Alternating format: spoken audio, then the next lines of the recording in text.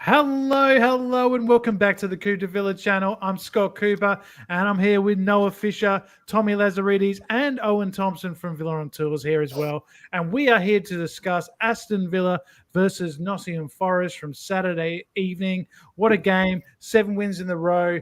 Great first half, and we've got a massive week coming up with PSG away in Paris on Wednesday night. Can you believe it? It's all happening. We're in the run-in now, and we're playing our best football of the season. So we will be talking about all of that and much more after this.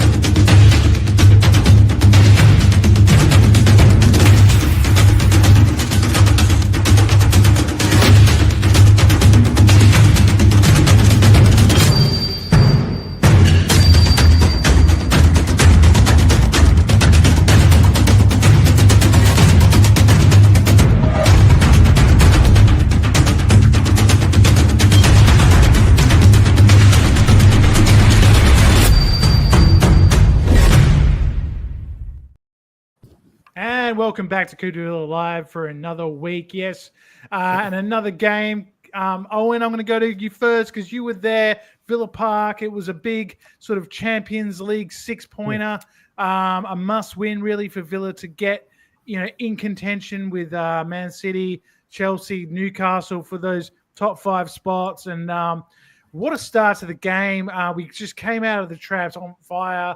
We get the early goal. Then Daniel Marlin scores his second goal in 2. Morgan Rogers with a great finish for the first one. And we're completely on fire. And it looks like we're just going to walk the game in. And then the second half sort of seemed to be a bit of a different game. Maybe the players thought the game was done and we're looking forward to Wednesday night a little bit. But, Forest came back on us and we got over the line, but huge 3 points. I think this time of year when it comes to football, especially in the UK, I think is my favourite time of the year. The season's kind of getting to a point where every result really does mean something. The sun was shining. It was a stunning day. And yeah, I think we got it pretty bang on. We obviously took a bit of a risk making all the changes that we did. But yes. And I was a bit sceptical. Obviously, I knew we had one eye on Wednesday night, but it seemed to work. I'm sure we'll talk about it at some point. But again, tactically, I think he had it completely spot on. In previous games, like in Brighton and then the home leg against Bruges in particular, we had to be patient. We had to be cautious. We had to see where the game went. However, with this case, the longer the game went on 0-0, Forest would have thought if there's more chance they can nick one. That's how they like to play. They nick one, sit back. And the 2 quick-fire goals, I think, caught them off guard massively. And, yeah, we were a bit sloppy in the second half and we were a bit slow. And I think an element of luck went our way in the end. Forest had a lot of chances, but couldn't seem to hit the target. But ultimately, the big picture is 3 points, happy fans, 7 in a row, on to Paris. That's it. I mean, Tommy, with this team is just like so strong right now. The squad size is there. We made the 8 changes, but, we still have players that are so hungry and so high quality. I mean, the likes of Madsen, I thought had an unbelievable game. Set up the second goal, of course, with some great play down the left. Onana looked really good, I thought. We had, a completely different back 4. They did a pretty good job, all things considered. It just shows that, coming into this game on Wednesday, it probably shows who's going to start that game. And it also shows, how much depth we've got going, playing in these 3 different competitions.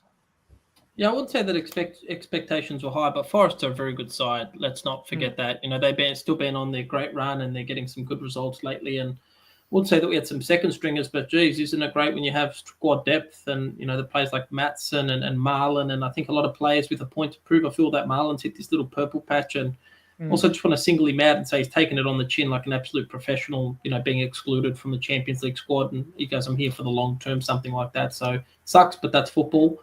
But yeah, I just think, first half was brilliant, and wasn't going to say the wheels were going to fall off at some point, but you didn't know what to expect with this team. This isn't the team that we see starting every week, Scott. But I thought all in all it was a great performance to just grind it out with these. I wouldn't say second stringers, but they could grind it out. It was very gritty, and yes, there was a game at two halves, but again, I just thought stellar overall. It's not easy, being thrown in the deep end. Forest are a good side, and half of these guys, I think, were raring to go. And I think that's how you want to perform when you're given the opportunity to step in and, give Emery good problems, saying, well, geez, who do I start at left? Because Maatsen was dominating, but, Digne's our preferred left back, and Rashford starting up front's always scoring and fun. Marlon obviously is now a big, exclusion for the Champions League. Bloody hell, I'd love to have him, just given how clinical he's been in front of goal. And I think in the comments, Kieran Smith said, I think Pierce, I think he's taking Pierce. What's his bloody coach? What's the coach's name? Luis Enrique. Yeah, not Luis Emery. I think Enrique is definitely taking a second look at Villa leading up to the game. I think we're definitely not a team to be, taken advantage of. And what are we now? 7 wins, 2 goals conceded. Like, it's crazy. Absolutely. And that first goal, Noah, there's 2 guys in the team that never get dropped, never get rested, and that's Yuri Tillemans and Morgan Rogers. And they both combined for the goal. Tillemans with a lovely ball in behind, and the Forest centre-back was playing with his shin pad, I think, or like doing up his laces or something, and Rogers sees that, makes the run, and the first touch is just out of this world and makes the finish look easy too. Yeah, it's ridiculous. And I was actually quite surprised by how Forest started the game defensively, because to give someone with that sort of quality in Yuri Tillemans the time and space and respect to kind of play whatever ball he wanted to was kind of absurd. And once Rogers get in that sort of position, it was only going to go on the back of the net. It's a great finish. She's 13th goal on all comps this year, 9th in the Premier League. Absurd. But that touch, what a play. He's world class. And I still say it every time, but how much more money do we have to give Middlesbrough? Because we've ripped them off.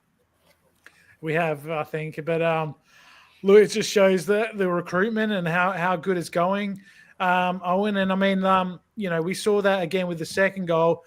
Guys that Emery has brought into this team, Maatsen, who's had to spend a lot of time on the bench this season and sort of be second fiddle to Luca Digne. He does what he's been known for at Dortmund and Chelsea, like running at the fullback, using his pace, and then Marlon, doing what a good striker or winger does, get in between those posts and get on the end of it. And at that point, I was thinking, we could be in for a cricket score here, because the way we've played in Brighton, the way we played against Bruges, we're just really looking so dangerous going forward now, and this is really helping our goal difference, which is, thank God, back to it's not in the negatives anymore.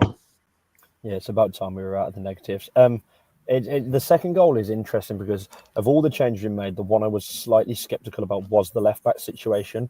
Of all the times to make those changes, I thought with Alanga and Hudson-Odoi, where they are quick running in at Mats, I thought we could be in a little bit of trouble. And I think there was after 2-0, but we brought him in exactly for the second goal. He absolutely cleaned up Ryan Yates. He had nothing to do with him. He wasn't interested.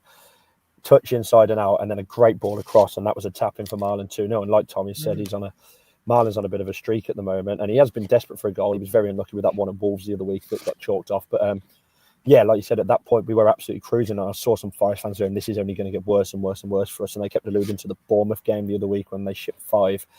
And it could have been very easy for us to carry on at that point. Maybe had we not made all the changes, then we may have got a couple more. But ultimately, it's just getting the job done, keeping the fit players fit, and looking ahead to the bigger, more important games. Yeah, and I mean, Tommy, there is that big, more important game coming up on Wednesday night, and Duncan makes a great point here.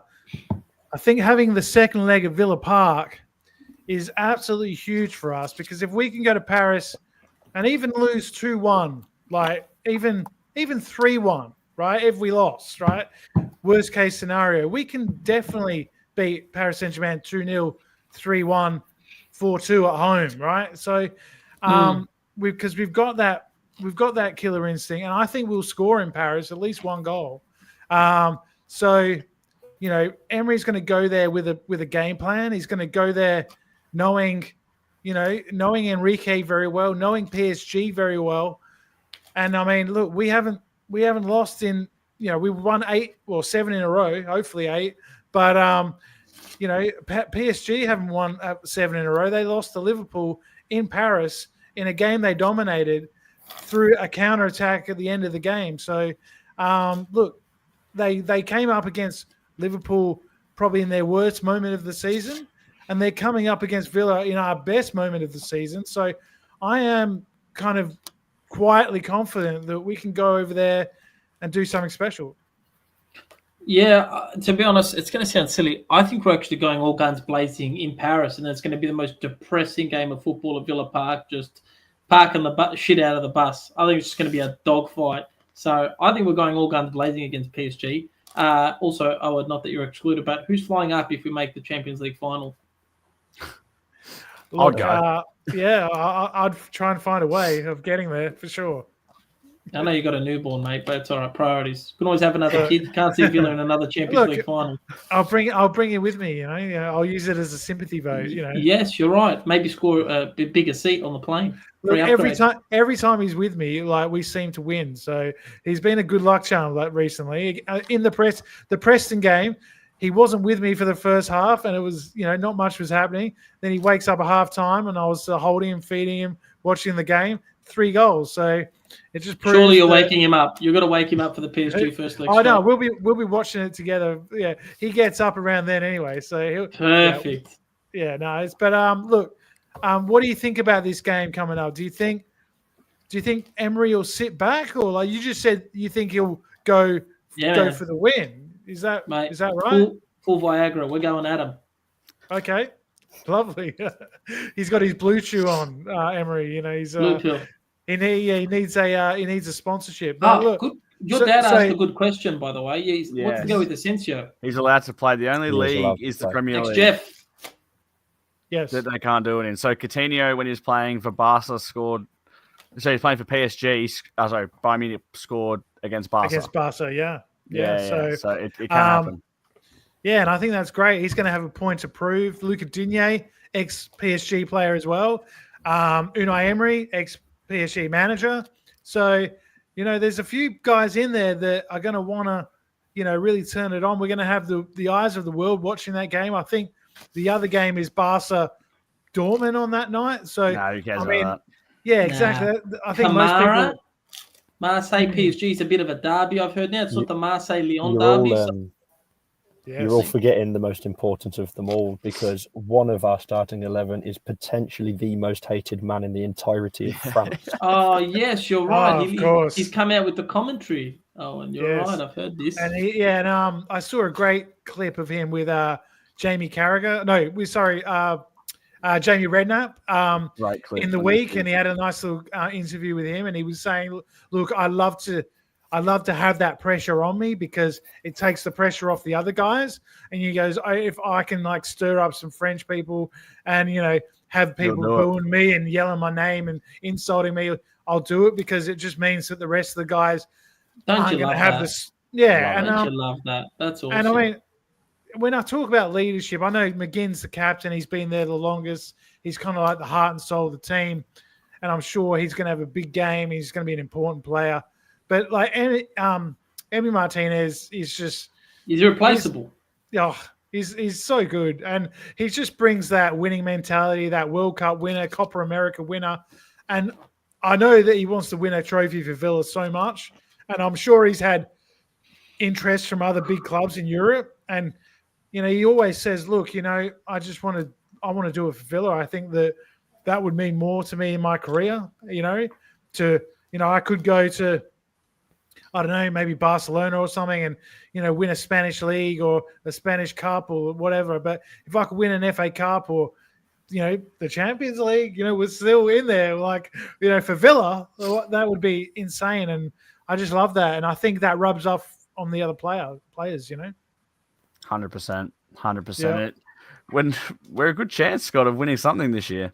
Technically, we're still on for the treble. We're the only club that can actually technically still win a treble, even though we won't win the Premier League at the moment. But mate, technically, mathematically, we're in the mix. mathematically, we can still win a treble. So I also don't want to jump the gun. I know we'll probably touch it, but geez, didn't some results go our way on the last night and the weekend as well? How good was that? Thanks, Absolutely. United, by the way. Never thought I'd be banging for a moron. I know, yeah, and Brentford and United did us a favour. I can't see Leicester doing us a favour tonight against. But if they did, that would just top off the ultimate weekend, really. Who's Newcastle's other game in hand against? Palace. Yeah. Ooh, okay. Palace can do us a huge favour in the upcoming weeks. Is it at Palace? Palace? No, it's at Newcastle. Yeah, and it was the weekend when they won the cup, I think. Yeah, they play Man City as well next week, Palace. So, but they're in great form and they're winning away games, Palace. So yeah. All I know is Mateta to score every week. He's killing us in the fantasy. Yeah, let's just hope they beat everyone until they play us in the cup semi-final. Yeah. But look, it's going to be really exciting, and I think I was just hearing Owen all summer long is like, well, Villa, they did well to finish top 4 last season, but they're going to find the Champions League really hard. And, I don't think their squad's deep enough to, fight in the Champions League and in the Premier League Wednesday, Saturday, Wednesday, Sunday, whatever it is. And, they're going to, and then we were a bit, out of form earlier on in the season. We were losing a lot of games after that Champions League game. And, people were saying, oh, this is, what we all said, they can't keep it up. They can't, see it out all season. But we've just got our players back from injuries, and we made the signings in January, and now it's all coming together. And boy, if you had said this is the situation at the start of the season, you're still in the FA Cup semi-final, you're still in the Champions League quarterfinal, and you're like 1 point off 5th, you would take it both hands. Yeah, absolutely. It's weird because given the season where we are, what we're still in for, there'll be people going, oh, well, we haven't really been at our best this season. When they've interviewed some people, and Rodgers has said before, we're probably not quite hitting the highs. I know we are so now, but I always think about in previous years, the other teams that have got into Europe and how they've got on domestically as well. So obviously Newcastle struggled, Brighton struggled a couple of years ago when they got into it. Chelsea are dipping in form massively. Manchester City stunk out this season across all forms, but we've just kind of still been quite consistent with it. I know, like I said, we're not at the heights that we were last season, but to still be in the position we are with such a short time to go, it is a brilliant position to be in. And especially with the FA Cup, I know it's the one that I think the majority of Villa fans would want us to win the most. It's the one most have never seen us win. Well, I've never seen us win anything, but join the club. Yeah, we are. Yeah. We are in a very, very good position, and he has the keys to win us stuff, to get us as far as he can in these things. So it is a brilliant time to be watching and enjoying it. And the one that always stands out to me, we've only lost one game at home all season, which ridiculous. 2 if you count the third team League Cup squad that we've had. But yeah, when we've taken it pretty seriously, one game, and that was right at the start of the season. To come through that and have played pretty much everyone at home, 4 big Champions League games at home. Exactly. To have. Yeah, to go through the Champions League unbeaten at home is insane, really. And we've had Bayern come to Villa Park, we've had Juventus come to Villa Park, we've had some of the biggest teams in the planet, and we've got positive results. So I think we've won every game apart from the draw against Juventus in the Champions League at home. So, it's sensational stuff. And, look, Tommy, so we got this Southampton game sandwiched between the 2 PSG games. It's just, I just heard from Kieran here, Southampton have just sacked their manager. So, I mean, I guess the question is, will we see the 8, 10, 11 changes in that game, considering which, how it's sandwiched between these 2 massive games? Do you see more changes coming? Yeah, I think we'll probably field a similar squad to Forest, to be honest. I wouldn't say if not a bit more depleted, but I'm not going to lie, I think we're going to do Southampton, to be honest. I don't know, just my thought. I just think we're on a warpath. Look at all the teams like City drawing, Liverpool losing, Arsenal have just been shit, to be honest. Forest now, the wheels falling off. feel like we're the only real. I mean, Newcastle's been hot and cold, right? Like they got knocked out. You got to factor in across all comps. I feel like we're just firing on all cylinders right now, and no one's really talking about it. Yeah, I mean, Noah, do you like I was saying the other day on X that I think this is the best we've played since December 2023 when we beat City and Arsenal in that week. You know, Correct. just go and we kind of fell off a little bit at the end of that season. You know, the 2024 wasn't quite as good, but do you think we're back to those levels? It seems like it, Scott. We're playing with a lot of confidence in the team, and we're settled. Our bench is one of the best I've ever seen. How strong our squad is, and it just proved on the weekend that you might not be able to play every week, but when you're called upon, you have to do your job. And Garcia was very good, and this is a guy that's only coming in January, never played in the Premier League and stuff, and he's adjusted extremely well.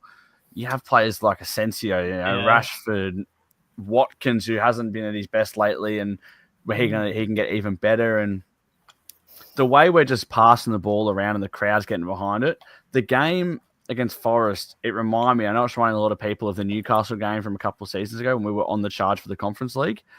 Just the way the crowd was up and about from it has that feeling that we are really brewing something here once again. And it's not about where, like fans, I still can't believe people saying we're having a bad season like 3 or 4 weeks ago when you consider how we're going now. And well, I mean, if you think about it, you and me did the podcast after the Palace defeat 4-1, our last defeat in any competition. And we were a bit down the dumps and thought Champions League is probably gone. And we're not really playing well away from home, especially.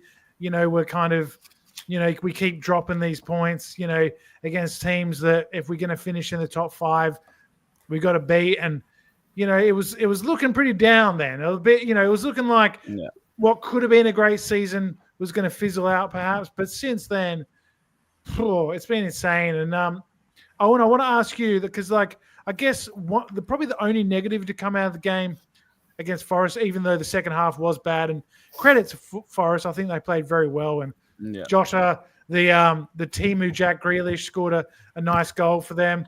I think the other sort of negative was Nolly Watkins, and Noah kind of touched on it. He hasn't really looked himself since he got the injury, and is it safe to say now that in the big games he's not going to start up front and it's going to be Marcus Rashford? I think you've got to take it by game thing. I know Emery said in the week before Saturday that he is still kind of keeping an eye on this. Is it a knee injury or something? But he does have the numbers still to back up his season. I know he hasn't been brilliant. I know it kind of causes a bit of a split. And I know people questioned it a lot, obviously, when we had Duran, and Duran could score from anywhere and any place and whatever else. And Watkins would do all the hard work but not have the goals to back it up. I'll move on from Duran. I'm not allowed to mention the D word. Okay, so... But yeah, I think you take it by game. If a team are going to struggle if they're stretched and people running in behind and stuff, then Watkins is probably your answer. You saw... I know he had a good game against Brentford the other week. Granted, he could have had a couple. I know he missed that chance at the end, but well, you would think this is the game for him, right? PSG away, they're going to have a lot of the ball. We're going to be playing probably in a low block, playing on the break. You're going to have the likes of Rodgers and Ramsey. I would say instead of Asensio, these guys, and Bailey, right? We're going to have the runners out. We're going to have a team of runners, right? We're going to probably bring Asensio on in the second half, I would suggest, right? For a bit more control. But we're going to, so that would suggest, maybe Rashford off the bench and start Ollie. But I don't know. I've got a funny feeling it will be Rashford. I think it's a lot of people kind of go a bit all or nothing. Like if he's out of form, is he really that good? Is this what he's capable of? But he knows he'll always come back with a goal eventually. Like he's shown that now for 5 or 6 years now with us. So there is always a goal in it, but he will have his patches. I think it would be good to start him, to let him have the run around at the back 4. But then obviously if he doesn't touch the ball, then people are going to go, is this the striker that we need? Is this how he's going to play? I know there's a lot of noise in the comments now about Rashford. Rashford is probably a good option. to have. But again, he might be useful off the bench, but we don't get paid to make these decisions, really. We can talk about it to the end of time. But I guess the good thing to take from it is this is where the depth is brilliant. We can have these problems. It's not like we have to play Watkins because there's no one else. It's if we don't think Watkins is the right answer, then we've got other players that can come on and do the job. Yeah, one thing that I think we definitely won't see, Tommy, is Rashford and Watkins. Like Rashford playing off the left. It seems to be I agree. Like in these big games when we're sort of up against it, Emery goes to that almost like a 5-man midfield, with Rodgers and Ramsey. I'm going to suggest will start on either side, and they'll play very deep when we don't have the ball with Rashford or Watkins sort of up by themselves, and then we'll pack the midfield, and then Ramsey and Rodgers with their athletic capabilities will try and join the attack when we win the ball and get forward. So I think this could be a game where Jacob Ramsey, especially, who's come into form at the right time of the season, could have a big game because, PSG are very nice in the midfield. They've got Vitinha, João Neves, Fabian Ruiz. They're very silky. They keep the ball well, but I wouldn't call them like runners. I wouldn't call them real sort of athletic types. Lazy. They're lazy and just skillful. Yeah, and if we can get them running towards their own goal on the transition, I think that's the way we can hurt PSG. I think so. But to be honest, Dembele's my worry. I feel like he's the player. I think he's the Ballon d'Or winner so far. Scored more goals in 2025 than any other player in the top 5 leagues, Dembele. Yeah, he's I don't know. He's I feel on like fire. he's really taking a name for himself this time. But everyone is stoppable except for Emi Martinez, who is unstoppable. I think I think Emi's going to get man of the match. To be honest, Scott, I do actually feel. I think we're going to win like a 2-0 or something with a clean sheet. But it's going to be yeah, mate. I'm buzzing for the PSG game. True story. Look, I think something crazy could happen because, like I said earlier, I don't know if this was on the pod or in the pre-chat, but the pressure is on PSG in this game. The Liverpool game, Liverpool were the favourites, right? And they played very well, but this is a totally different animal. And I think, their whole season relies on this game and the games to come if they get through. So that's a lot of pressure. And just one bad 20 minutes, if we come out like we did against Forest and bang, bang, it can really just turn this whole tie and this whole Champions League on its head. And, look, who wouldn't want a semi-final against Real Madrid? Owen, I'm sure you wouldn't mind going to the Bernabeu. It's a lot different to going to Rotherham a couple of years ago. I'm not sure how my boss would be. My blue-nosed boss is kind of reluctant and kind of hopeful that we just get battered and knocked out, but I'm sure he kind of sees sense to not let me turn down a trip up there. Although a trip to North London would save my bank account considerably. But we need to get to that stage first. Like we said, I think we said as well in the pre-thing, it's been one hell of a journey and no one ever really expected us to get to this point. The fact that Liverpool are out, the fact that City are out, we've really kind of held our own, and you can only beat what's in front of you. And granted, we probably haven't had the most challenging of draws compared to others, but you beat what you beat, and you put yourself in the position to win it. And if you're not in it, you can't win it. So, and we've made ourselves a good draw in many ways because we finished in that top 8. We didn't have a playoff, and then we got Bruges, which we lost to in group game. Not an easy game. They're a good side, and they played very well against other teams in the tournament. But we managed to see them off quite comfortably in the end, even though you could say that they were the better side for maybe 3 of the halves of that 2-legged tie. Like we blew them away in that second half at Villa Park, and look, Tommy, I'm really looking forward to this game just for the spectacle of it. I guess we're playing now.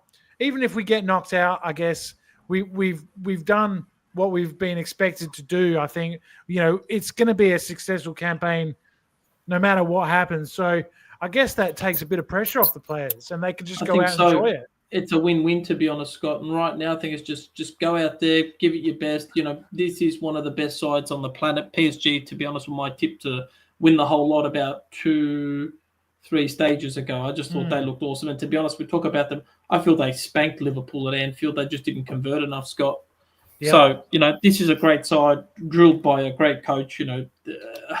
We even get a draw in one of the legs and then get done 6-0 in the other. I'd be so proud of the lads. But I honestly feel that we are there to wreak havoc. And I think just expect the unexpected with Villa. I actually think, to be honest, I think Emery's going to pull a rabbit out of the hat just in terms of the lineup. I think we're just going to go with something so weird that no one knows what to expect. Just very Emery-esque. I mean, no one expected that lineup was Forest. And I've been keeping an eye on PSG, and they haven't exactly been blowing teams away recently. They had a French Cup match, the quarterfinal, I think, where they played second division Dunkirk, and they were 2-0 down in that game. And, it was very, very much looking like they could go out to a second division side in France. So, I heard the funny joke that they were happy to get out of Dunkirk alive, which I had to laugh at for all you historians. But looking forward, I'm excited. I think Kevin makes a great point here where he says, yes, Tielemans could be the key on transition if he can find those passes for the likes of Rashford, Rodgers, Ramsey, or whoever plays up top. I think we can really get some joy there. So should we get into predictions, Noah? Let's do it. Let's do PSG, quarterfinal of the Champions League. First leg, your predictions for trip to Paris. My predictions for the trip to Paris is Owen to have 40 beers on the game situation. In the first half. 1-1. 1-1? Yeah, I'm going to go. I think that's sensible. I do think we can actually do it. I think that we will score first. I think it's going to be the bogeyman, Marcus Rashford, to score. And I think they'll score one later on the second half and get us back to Villa Park, and we'll win at Villa Park. You hear it here first. Okay, Tommy. You did say 2-0. I have two trains of thought. Yeah. Okay. I'm either going to go 2-0 or 5-1. I think it's going to be a fucking... I'm confident as fuck in the first leg. Second leg, I'm actually worried they'll do like a Barca against us.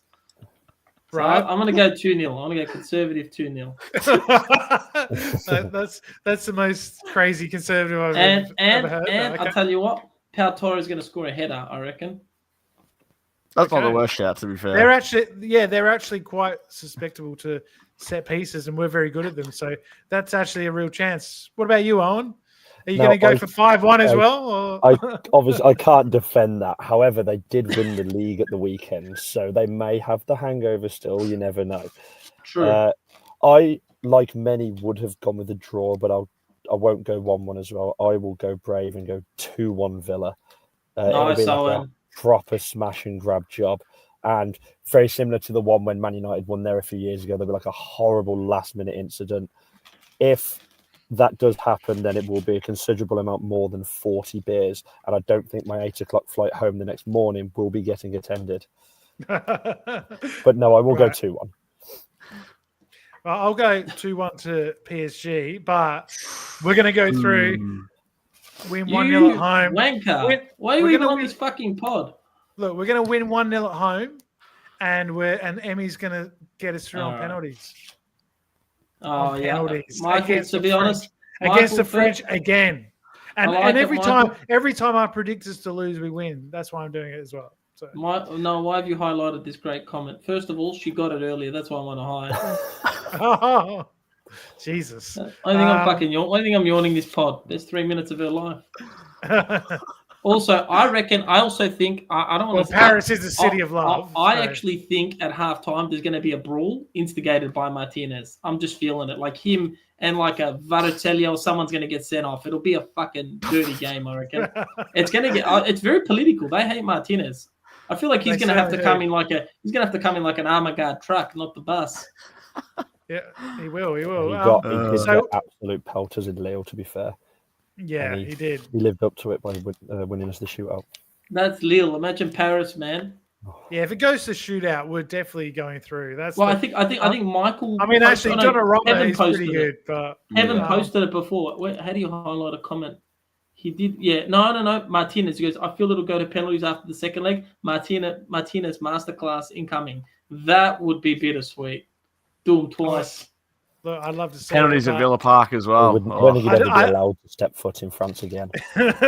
I don't know if my heart would be able to take it, but I would absolutely love it. But look, it's going to be amazing. Whatever happens, I just hope we show what we're made of, and we continue our good form, and we just, like you say, I've got just a feeling we're going to surprise, do something crazy. I think when you've got no pressure, Scott, that's when you perform best. And we're talking they're probably one of the strongest Villa squads we've seen in history. There's a lot of players coming back. Competition for places is strong.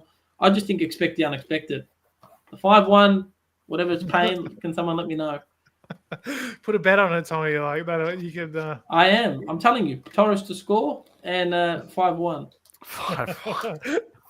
Look, it would be a dream. If we do them like a 3-0, I'm taking my flowers if we do win like a 3-0 or something. Right. Well, you've made about 4 different predictions now, so you're covering your bases. Yeah. But, it's that time we beat Sunderland 6-1. Benteke got a hat trick. I've been living in the past too long. Yeah, you predicted that one, didn't you? I think I back in the day. That was back in the Ron Vlaar days. God, we've come along. He's got a banger that day. Actually, you know what, Kevin? So back Kevin's comments about silly question. Have we won more Champions Leagues than PSG? Yeah, they've never won. Yes, we have. They've never won one. Stats don't lie. We've actually had the How many have they won? How many have they won? None. How many have we won? How many have we won? One. We've got the same amount of Champions Leagues as the whole of France. Cop that. It's true. So there you go. And Marseille, when they won it, there was a little bit dodgy. There was some sort of refereeing payments and some. Someone said here, do whatever you got to do to win. Yeah, that's right. It's not how you win the game; it's just winning games now. Just winning games, very well. Forest should have by right pinched a point. I think Nalanga I feel like United's just this cancer of a club, man. Everyone that leaves, Anthony's become like fucking Messi all of a sudden at Betis. Yep. There's a lot. Rashford, Scott McTominay is Marcus Rashford. Yep. I feel Rashford, not professionalism, but I just feel like it's more transactional with Villa than love, and that's what worries me. I feel like Asensio, there's a lot more passion behind it. So I feel like Asensio is way more likely than Rashford, just for the wages. Just for the wages alone. And I don't know. I just think that makes a lot of sense. Even just the fees, half the money. Like, there's a lot of variables you've got to take into. Like, fee is half the money. Is he younger? How old's Asensio? He's way older. They're the same age, aren't they? I thought they were similar. 29. I thought Asensio was 30. I don't know. I thought 29 myself, but let us know in the comments. How old is Asensio? Asensio is 29. Same as Rashford. Rashford's 29 too. There you go. There you go. Prime age. But yeah, anyway. No, Rashford's 27. Yeah. What? Yeah, he started so young. You feel like an old player. He's also my wallpaper, so I hope he signs. Just put that there. Look, I hope he signs. I hope they both sign. It'd be so good. Owen's only 16. Look at him. That's so scared. You're literally such a dog, Tommy. Look, I don't think he'd be getting into the away end if he was that old. Mate, stick him in halftime huddle. Do you get many kids travel? I mean, I see them all on Max's videos, but what's it like in the away end when things are getting a little bit crazy and maybe there's some bad language and in Europe the numbers aren't as high, but that's kind of for obvious reasons, being in school and whatever else. There is still a few that come along, but yeah, obviously the home games there's a lot more. It's just easier and more convenient to get to. When I think of Owen at games, what was the one Owen was in Poland or whatever? The prison cages were locked in. Oh, Well, they have said there's going to be a holdback again after this game on Wednesday. They claim half an hour. It could be 2 hours. You never know. And it doesn't sound like the most appealing place. I mean, I've been to Paris before and it was okay. But the police were like, you must get on a certain metro. If you don't get on the right one, you're going to be with all the home fans. That won't end well and whatever else. So, yeah, keep your head down and keep out the way. So I don't think my Martinez shirt will go down too well out there. I'm calling for Owen to get a lifetime ban after streaking at halftime. I still think it'd be worse if I had a Martinez shirt on. Yeah. You could just put it in the center circle. Surely they'd rough you up a bit. Surely they'd be roughing you up. Yeah, well, their ultras are pretty crazy. I mean, we've seen them, before in the Champions League get pretty fired up. Lots of flares, lots of a good atmosphere. It's going to be wild. I'm just so jealous of you, Owen. It's going to be an amazing experience. You have a great time, and I hope Villa, bring you home a great result. That's it. And Owen's basically our live stream in the group chat when he's there. He is. I've always got slow internet. Coop de Villa represented in literally in the away end. So exactly. So good. All right. Well, please, like and subscribe, everyone. And we got a big video coming on Thursday after the Champions League, of course. So make sure you hit the bell and you'll be notified when we go live again. So huge week ahead. So looking forward to it. Please, enjoy the content, and we will see you after PSG away in the quarterfinals of the Champions League. Until then, up the Villa. Up the See Villa. you next time. See you later.